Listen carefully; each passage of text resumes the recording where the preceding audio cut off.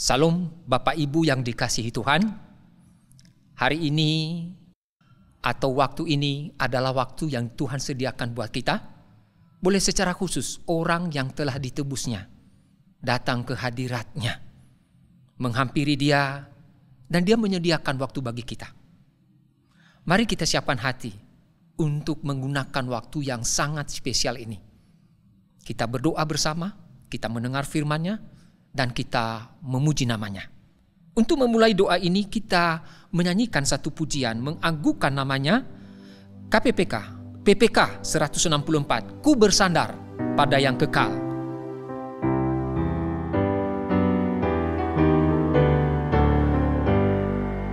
Alangkah girang dan bahagia, ku bersandar pada yang kekal.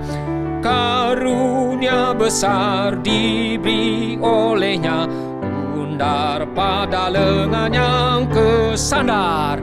Sandar, sandar, sandarku tentu kuat teguh. Sandar, sandar, ku bersandar pada yang kekal. Baik, kedua. Jalan musafir indah dan permai, ku bersandar pada yang kekal. Jalanku cerah, hilanglah getir, sandar pada yang kekal. Sandar, sandar, sandarku tentu kuat teguh. Sandar, sandar, ku bersandar pada yang kekal. Baik, ketiga.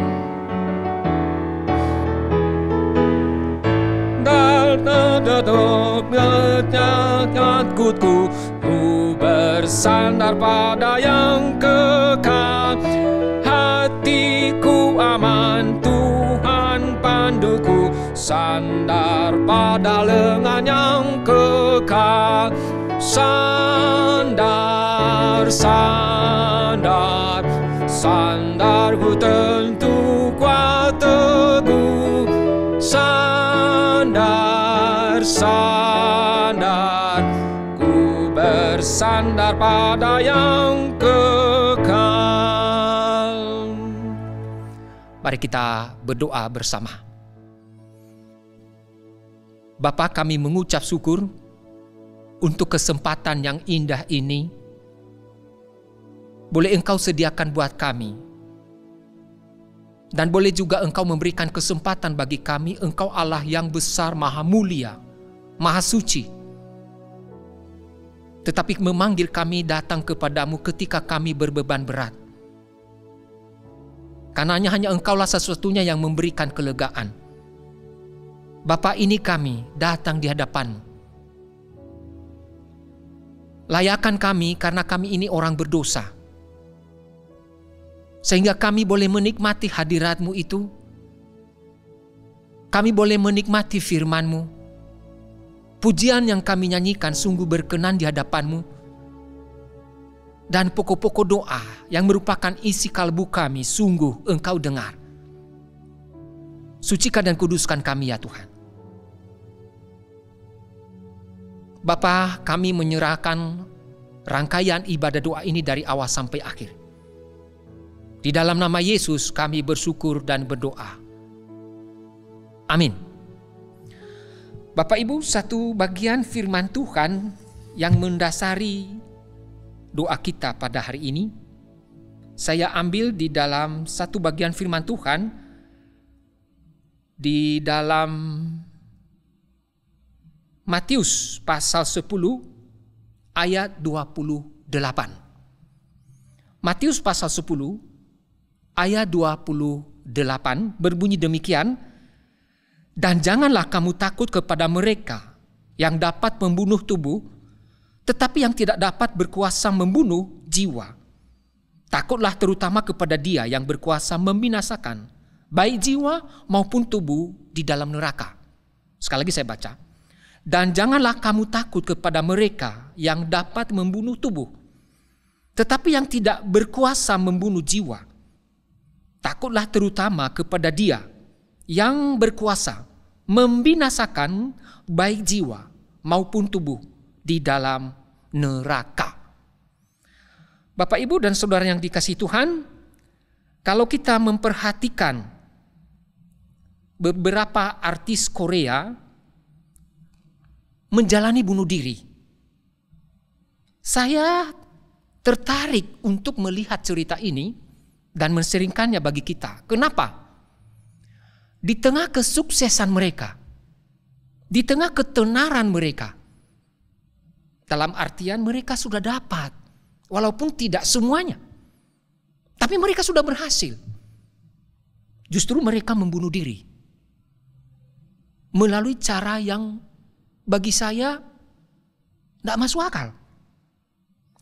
Salah satunya bernama Suli yang meninggal pada 14 Oktober tahun 2019.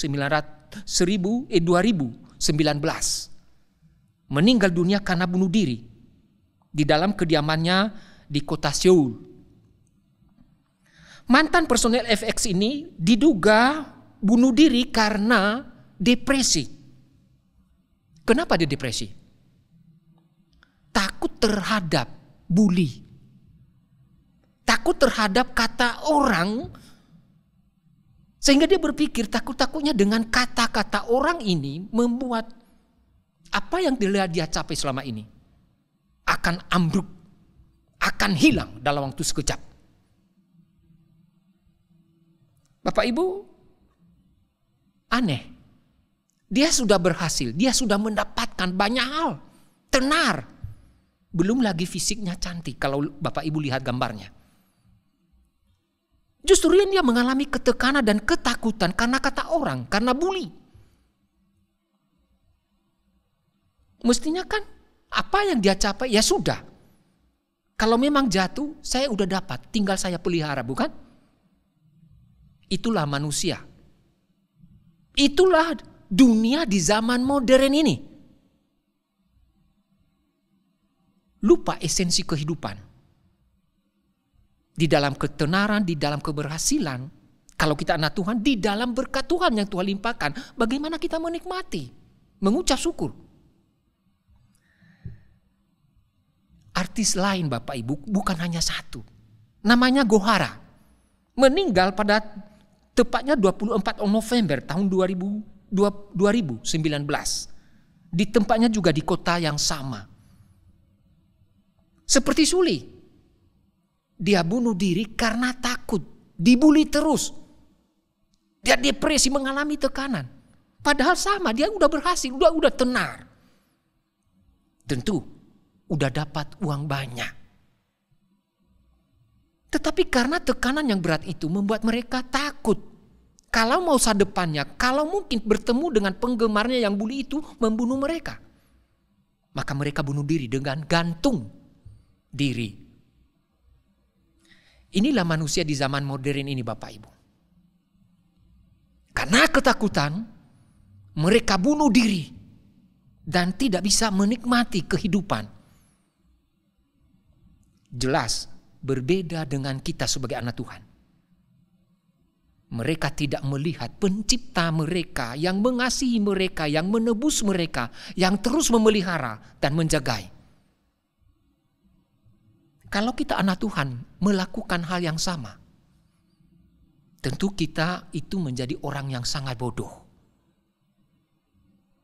Sangat tidak mengerti makna kehidupan ini. Bapak Ibu, satu bagian firman Tuhan yang kita baca tadi mengingatkan kita bagaimana kita bisa terjebak seperti para artis tadi. Ketakutan terhadap yang membunuh fisik. Yang memang saja bisa itu kelihatan real. Dan artis Korea tadi itu peristiwa real, nyata. Terjadi di abad modern ini. Kadang-kadang hal tertentu yang membuat kita ketakutan. Karena itu real kita lihat. Dan kita lihat efeknya begitu dahsyat. Salah satunya misalnya yang membunuh fisik itu. adalah 3 tahun COVID menekan kita. Padahal COVID itu tidak bisa dilihat dengan mata telanjang. Kecil. Kalau umpamanya kita injak dia, kalau kebetulan kena, hancur dia. Tapi virus itu cepat sekali berkembang dalam sekian detik. Perkembangannya luar biasa. Tapi manusia sangat takut. Kenapa? Akibat yang ditimbulkan COVID ini begitu dahsyat. Nyawa. Dan sekian banyak orang meninggal dunia akibatnya. Sehingga karena kedahsyatan itu beberapa negara, misalnya mulai dari China, dia tutup negaranya. Dan negara-negara lain menyusul. Termasuk kita Indonesia. Efeknya sampai sekarang kita ketakutan. Kalau umpamanya mungkin kalau kita dengar orang batuk. Walaupun sekarang COVID sudah, WHO bilang itu sudah tidak ada lagi. Sudah menjadi endemi. Tapi ketakutan itu muncul. Trauma itu muncul ketika ada orang batuk, ada orang demam. Paling tidak kita teringat. Nah, itu luar biasanya Bapak Ibu. Hal-hal yang membuat sebenarnya kita takut. Yang semestinya tidak perlu, yang hanya bisa membunuh fisik. Hal yang lain Bapak Ibu. Sakit. Sakit yang menahun kita alami.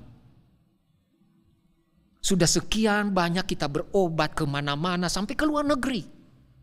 Sudah sekian banyak keuangan yang kita berikan. Pertaruhkan untuk itu. Tapi sampai saat ini bukannya sembuh. Justru tambah parah. Pasti hati kita dilimuti oleh ketakutan, kekhawatiran. Kapan kita dipanggil Tuhan? Kalau dipanggil Tuhan dalam keadaan enak, masih kuat, mungkin kita takut, tidak takut. Tapi ini didera rasa sakit, sakit yang tak tertahankan. Apalagi sudah lama, kita sudah capek, sudah tidak bisa tahan lagi. Nah itu membuat kita takut, bagaimana ini? Tidak ada harapan. Belum lagi kalau keluarga sudah kurang perhatian karena mereka juga sudah capek dan jenuh. Pasti ketakutan itu menghantui kita. Mungkin kita punya iman, kita percaya bahwa kita masuk surga. Tapi tidak secara otomatis itu membuat kita tidak takut. Ketakutan tetap menghantui kita. Atau umpamanya kita takut kehilangan sesuatu, misalnya jabatan. Wah, karena kita melihat, wah ini bahaya ini. Jabatan selama ini yang kita pegang, begitu memberikan kenyamanan. Begitu kita dihormati. Begitu kita disanjung, seperti artis tadi. Sehingga sekarang kita melihat ada ancaman dan apalagi kalau kita bisa pastikan, itu pasti kita mengalami ketiadaan jabatan itu. Oh pasti kita takut. Nah akhirnya kita melakukan suatu tindakan pertahanan. Yang bisa saja kita lakukan itu melanggar firman Tuhan. Tidak berkenan kepada Tuhan. Karena sebenarnya ada satu kesalahan yang kita lakukan. Simpelnya itu dosa. Dan di tengah keberdosaan kita, kita seperti Adam dan Hawa. Mencari solusi. Mempertahankan diri melalui apa? Cari kambing hitam. Menyalahkan orang lain. Semakin membuat kita terpuruk. Itulah ketakutan Bapak Ibu. Atau hal yang lain, misalnya kita lapar. Membuat kita ketakutan, ini udah gemetaran. Dan kita tahu kita akan mungkin pingsan. Tidak bisa bekerja, tidak bisa ngembang, atau muncul penyakit yang lain, masuk angin. Kita khawatir, ketakutan. Nah, di dalam kondisi demikian orang bisa gelap mata. Akhirnya mencuri. Yang penting isi perut. Nah Bapak Ibu, macam-macam sebenarnya hal-hal yang membuat kita takut. yang hanya sebenarnya membunuh fisik ini, materi ini yang fana. Dia tidak bisa sampai kepada yang kekal. Dia tidak berpengaruh. Dia terbatas. Tapi kita takut. Masih banyak hal yang lain Bapak Ibu. Kalau di bagian firman Tuhan yang kita baca, sebenarnya kalau kita baca ayat-ayat sebelumnya, itu berkaitan dengan penganiayaan manusia yang memang real bisa membunuh kita. Dan memang itu terjadi pada jemaat mula-mula, gereja mula-mula. Ada penganiayaan sampai dibunuh dengan sadis.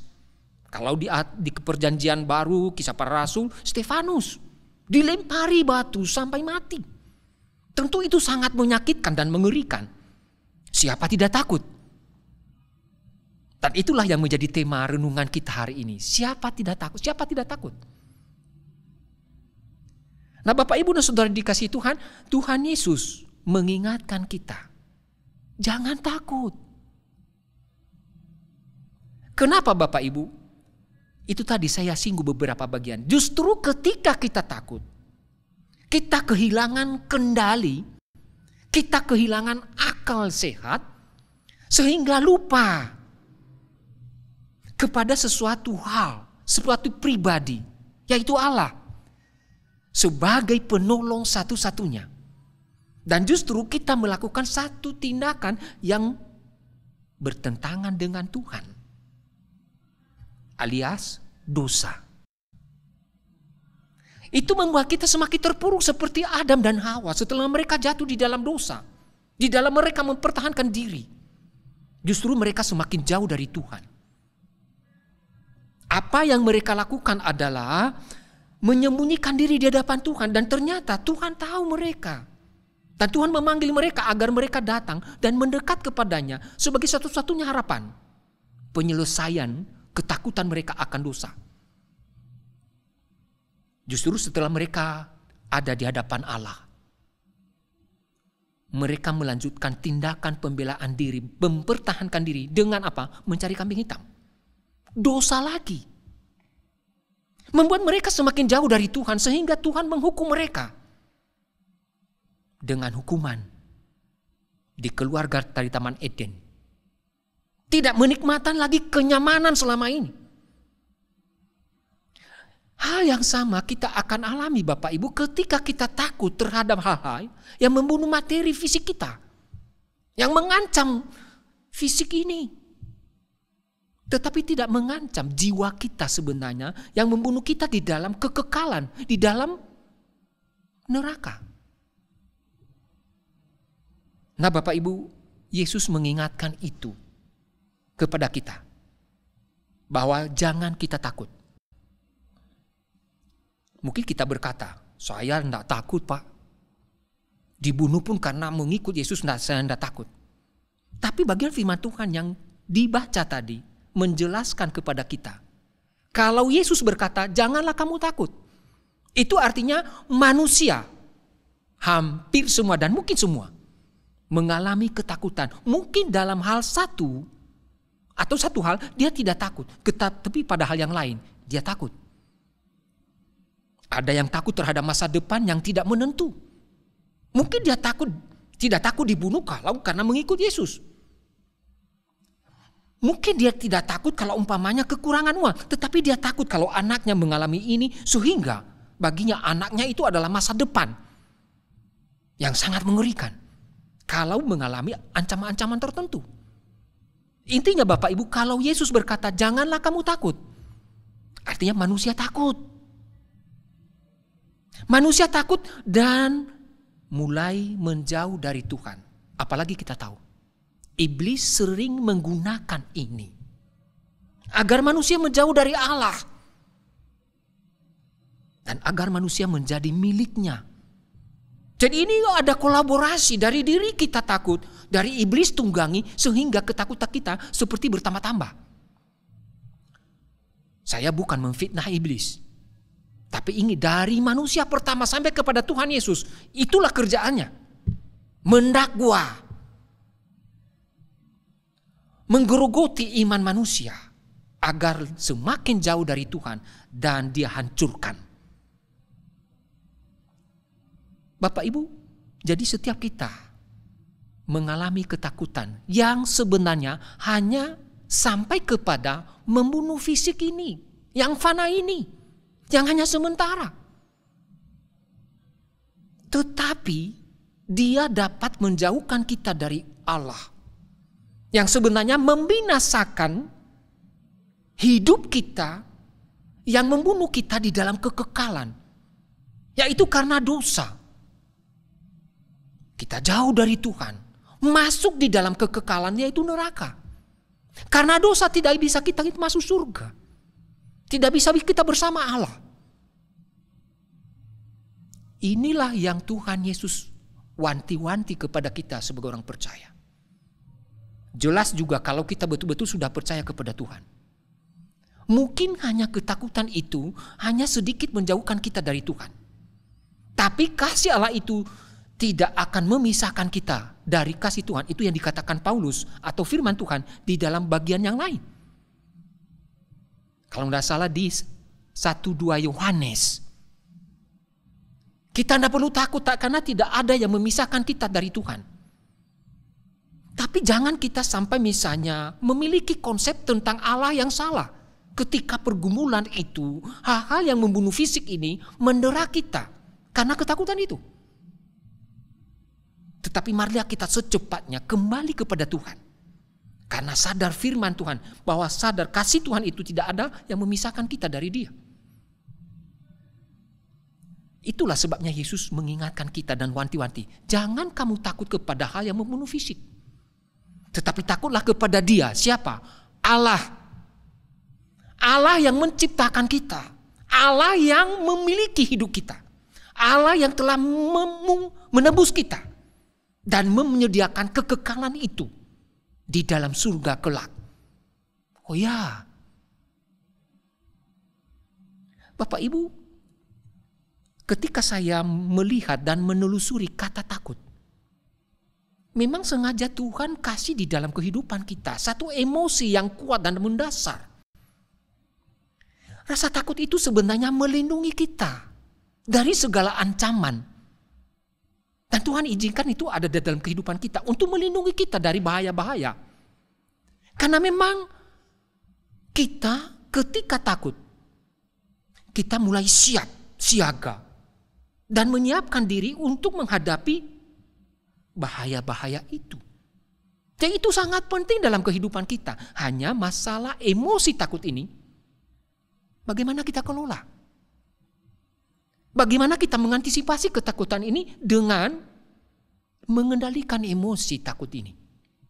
Oh ya, apalagi kita di dalam Tuhan Bapak Ibu. Kita punya pengharapan. Kebangkitan Yesus itu kebangkitan, kuasa kebangkitan yang luar biasa. Yang bisa saja maut kalah, apalagi masalah-masalah kita. Yang sebenarnya, kata Paulus, pencobaan yang kamu alami, penderitaan yang kamu alami, kesulitan yang kamu alami, tidak melebihi kekuatanmu. Dan pada waktunya Tuhan memberikan jalan keluar. Di dalam surat Korintus.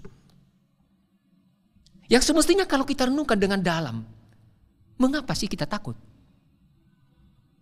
Makanya renungan kita pagi ini, siapa takut?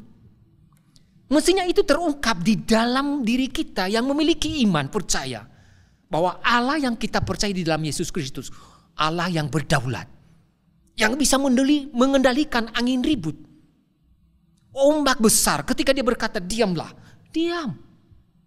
Oh ya, bahkan iblis pun yang merasuk 2 orang yang ada di dalam kuburan di desa Gadara, mengakui Dia Allah dan takut. Dan mereka menyuruh supaya Yesus menyuruh mereka pergi dan masuk ke dalam kawanan babi. Lalu Yesus menyuruh mereka kemudian masuk di situ, lari ketakutan. Iblis tahu bahwa Yesus datang itu untuk menghancurkan pekerjaan mereka, makanya mereka ketakutan. Nah, kenapa kita takut? Sekali lagi renungan kita, mestinya kita berkata, siapa takut? Kenapa? Kita memiliki Allah yang berdaulat. Dan Dia berkata, jangan kamu takut. Ya, mestinya kita lebih takut kepada Dia yang membinasakan jiwa di dalam kekekalan. Siapa Dia? Allah. Bukan takut seperti takut kepada setan. takut kepada Allah adalah melakukan firman-Nya. Salah satunya hari ini, jangan kamu takut. Ayah, Bapak, Ibu, inilah yang membuat kita salah arah di dalam menjalani kehidupan ini ketika kita mengalami penderitaan, ancaman. Ketakutan itu mendrive kita dan melakukan tindakan aktualisasi diri yang sebenarnya salah. Semakin kita jauh dari Tuhan atau alias dosa, Allah sakit hati, Allah sedih, dan bisa saja membiarkan kita bergumul di dalam pergumulan itu sehingga seperti hancur-hancuran. Kalau tadi saya katakan kalau kita sudah di dalam Tuhan, tidak mungkin dipisahkan dengan kasih Tuhan. Tapi betapa kehidupan itu dipermainkan iblis. Mestinya kita secepatnya kembali kepada Allah. Melalui apa? Kalau punya iman, berdoa. Yakin Dia mendengar, yakin Dia menjawab, yakin Dia tidak pernah meninggalkan kita. Dan apa yang dikatakan hari ini, jangan takut, Dia penuhi, satu iota pun tidak akan terlalaikan. Itulah kesalahan kita selama ini, Bapak Ibu. Kita sering takut kepada hal-hal yang hanya membunuh fisik, yang hanya mengancam di dalam dunia yang fana ini. Dan tak pernah menyentuh hal yang kekal, jiwa kita tidak pernah. Tidak pernah memisahkan kita dari kasih Allah, tidak pernah. Tidak pernah Dia bisa berkuasa memisahkan kita dari Tuhan, tidak pernah. Tapi anehnya kita ketakutan. Yesus mengingatkan kita, jangan kamu takut kepada mereka yang membunuh, yang menganiaya fisik ini. Kita hidup di dunia ini hanya sementara. Bertahanlah. Dan kita menantikan pertolongan Tuhan yang berkata jangan kamu takut. Kalau Dia berkata jangan takut, pasti Dia sanggup. Iya, pasti Dia sanggup. Kalau belum waktunya kita mati meninggalkan dunia ini, tidak akan pernah. Sekali lagi Dia yang berdaulat. Dia yang memiliki hidup kita. Dia yang mengatur semuanya. Dia yang punya rencana kapan kita mati, kapan kita hidup, kapan kita bisa menderita, seberapa lama. Dia yang tahu. Itu jelas dari kehidupan Ayub, bukan? Dia berkata kepada iblis, boleh kamu sentuh fisiknya, tapi jangan sentuh hidupnya, jiwanya, nyawanya. Iblis tidak bisa berbuat apa-apa. Boleh Ayub kehilangan anaknya, hartanya, fisiknya didera oleh bara, tetapi jiwanya, nyawanya nggak bisa disentuh. Oh ya, akhirnya kan dia dipulihkan. Ayub bukan mati karena iblis ganggu dia, bukan. Ayub mati karena sudah tua. Dan di dalam keputusan Tuhan. Nah, coba perhatikan Bapak Ibu. Di dalam Alkitab orang-orang yang takut akan Allah. Bagaimana Allah memakai mereka? Salah satunya Yusuf. Bagaimana kita tahu Yusuf takut kepada Tuhan? Waktu dia difitnah oleh istri Potifar. Dia tertarik kepada Yusuf. Lalu ngajak Yusuf untuk melakukan perzinahan. Perhatikan kata Yusuf. Dia takut melakukan itu. Kenapa? Ada Tuhan yang mempercayakan kepadanya kehidupan. Boleh dia diberi kepercayaan.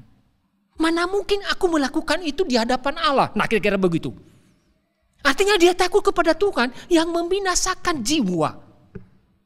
Yang berhak mempercayakan kepercayaan tanggung jawab di dunia ini. Nanti Yusuf kita tahu menjadi wakil raja, bukan? Itu dari Tuhan, bukan dari manusia. Itulah yang menghambat Yusuf tidak melakukan dosa. Iman yang takut akan Tuhan. Dan itu yang menghambat kita juga pada zaman modern ini bisa tidak melakukan hal-hal dosa yang menjauhkan kita dari Tuhan. Itu artinya takut kepada Tuhan, Bapak Ibu. Masih ada juga misalnya Daniel. Ketika dia terancam karena aturan supaya setiap orang yang memanjatkan permohonan kepada Allah lain di luar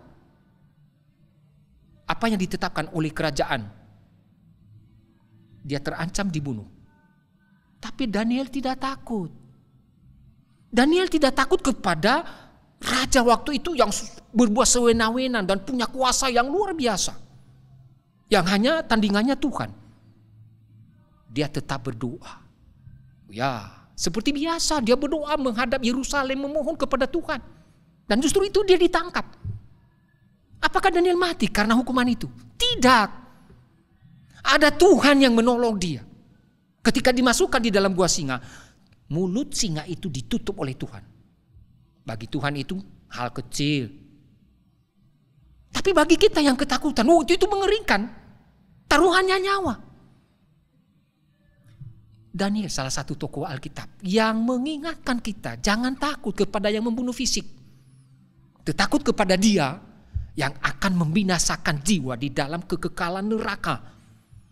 Dia yang berhak di sana. Dia yang berdaulat di sana. Dia yang mengatur termasuk pun iblis. Sudah dikalahkan. Mari Bapak Ibu. Pertama, kita sadari selama ini kesalahan fatal yang kita lakukan. Ketakutan-ketakutan yang sebenarnya diri kita yang kita takut. Kita takut kehilangan kenyamanan, masa depan, jabatan, kehormatan, kenyamanan, lain-lain semuanya. Diri kita. Makanya ada lagu, ku ada 3 musuh. Yang pertama siapa? Dia laku sendiri. Ya, memang nanti gak ada ketakutan diri sendiri. Iblis yang menunggangi, hanya dia tumpangi, tambahkan plus-plus. Yang membuat kita semakin terpuruk. Mari kita sadari itu. Ketakutan selama ini apa sih? Kekhawatiran kita selama ini apa sih yang membuat kita didera? Sakit yang menahun? Yo, jangan sampai menjauhkan kita dari Tuhan. Kita putus asa, kita tidak ada harapan. Dan kita berkata lebih baik aku mati. Jangan. Saya ketemu beberapa orang demikian. Saya sedih sekali, kasihan. Saya hanya bisa berdoa. Kenapa? Dia sudah putus asa. Dan saya memohon kuasa Tuhan yang memulihkan. Atau kenyamanan, jabatan. Beberapa waktu lalu saya mendengar teman saya di Amerika yang sedang kuliah ambil S3. Seorang hamba Tuhan pendeta yang memimpin suatu gereja besar. Ribuan jemaatnya. Di atas 10.000. Tapi gantung diri. Kenapa? Dia ketakutan nanti kalau menurun. Dia ketakutan kalau kehilangan jemaat. Dia ketakutan kalau kehilangan pamornya. Kesuksesan yang dialami selama ini. Akhirnya dia bunuh diri. Aneh. Betapa dalamnya dia jatuh ditekan oleh perasaan-perasaan itu. Semakin jauh dan semakin dalam. Sehingga aneh. Dia bunuh diri. Dia tidak bisa lagi melihat berkat Tuhan yang luar biasa di dalam kehidupannya. Ada jemaat, ada gereja, ada orang yang bertumbuh melalui pelayanannya. Sangat mungkin kita masuk di dalam hal itu. Terwujud di dalam tindakan kita dosa. Mengambil alih kuasa Tuhan dalam kehidupan kita sehingga bunuh diri. Banyak hal yang lain. Mari kita sadari itu Bapak Ibu. Dan kita akui di depan Tuhan, Tuhan ampuni saya. Karena saya seolah-olah melupakan engkau. Dan marilah saya bersandar kepadamu. Atau hal yang lain Bapak Ibu. Mari kita takut kepada dia seperti Yusuf. Seperti Daniel. Walaupun orang lain mengancam kita. Tapi kita takut kalau kita melakukan kesalahan. Kenapa? Mendukakan hatinya. Kalau dia memalingkan wajahnya. Hidup kita habis deh. Itu membuat kita takut sehingga menghalangi kita untuk berbuat dosa. Justru sebaliknya membuat kita lebih dekat kepada Tuhan, berdoa kepadanya, bersandar kepadanya. Dan dia akan tolong kita. Kiranya Tuhan menolong kita di dalam pergumulan-pergumulan kita. Di dalam kesulitan dan berbagai tantangan dalam mengikut Yesus sepanjang hidup kita. Mari kita meresponi firman Tuhan ini dengan satu pujian yang indah. Janji yang manis. Tahukah ku lupakan, tak terombang ambil lagi jiwaku.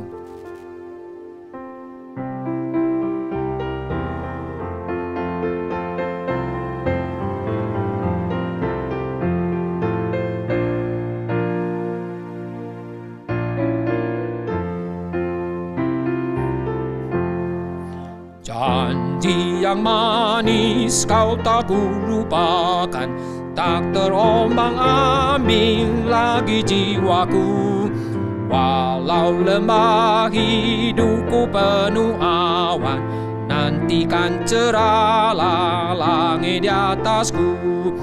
Kau tidak akan aku lupakan, aku memimpinmu, aku membimbingmu.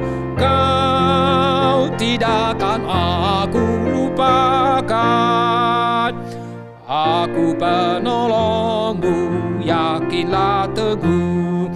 Yakinkan janji kau tak ku lupakan, dengan sukacita aku jalan terus. Dunia dan kawan tiada ku harapkan, satu yang setia, Yesus penebus. Kau tidak akan aku lupakan, aku memimpinmu, aku membimbingmu. Kau tidak akan aku lupakan, aku penolongmu, yakinlah teguh. Baik, ketiga. Dan bila pintu surga dibukakan, selesailah sudah susah dan indah, kan ku dengarlah suara mengatakan, hamba yang setiawan, mari masuklah. Kau tidak akan aku lupakan, aku memimpinmu, aku membimbingmu. Kau tidak akan aku lupakan, aku penolongmu, yakinlah teguh. Mari kita berdoa. Bapak Ibu, mari masing-masing kita datang di hadapan Tuhan. Apa sih yang membuat kita takut selama ini, yang mengancam jiwa kita, yang membuat kita khawatir? Mari secara pribadi datang kepadanya. Dia yang berkata, jangan takut. Di dalamnya ada pengharapan. Berdoalah, serahkan kepadanya. Mungkin sudah berulang, sekali ini saja datang kepadanya. Bapa, ini kami masing-masing.